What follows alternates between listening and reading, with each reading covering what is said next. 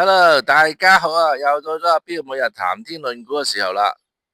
今日又到咗節目，每日一牛股啊。呢兩日都喺度培養緊呢個情緒，喺度研究緊每日推薦一啲咩股票。我先將我嘅倉底貨 show 出嚟先啦。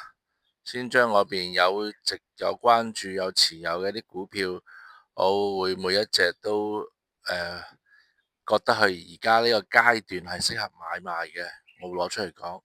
但有啲已經升得好貴啦，所以我可能都暫時唔會講。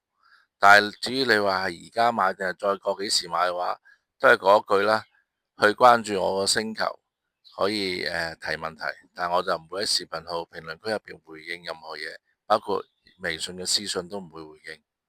好，咁啊講翻今日嘅我研究嘅今日嘅一牛股。就係呢一隻啦，赤子城科技。赤子城科技做乜嘢嘅呢？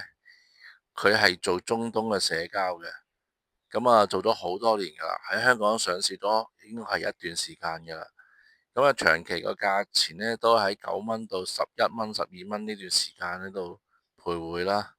其實等緊啲乜嘢呢？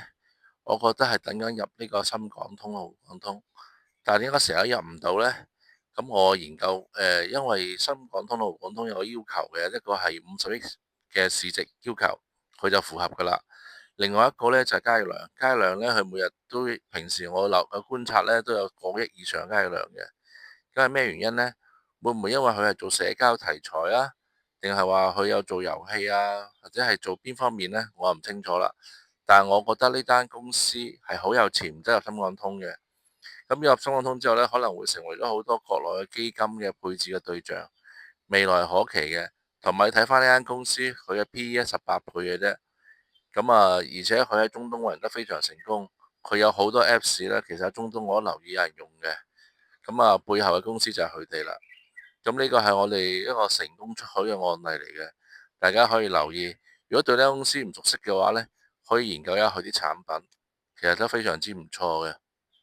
我覺得都係我建議大家嘅策略啦。DCA 逢低吸納就係呢一間赤子城科技。好啦，今日嘅話嚟到此為止，聽日再留意我嘅每日一牛股啦。記住，唔係股票個股，係估計嘅股，純粹娛樂，投資有風險，入市要小心。多謝晒，拜拜。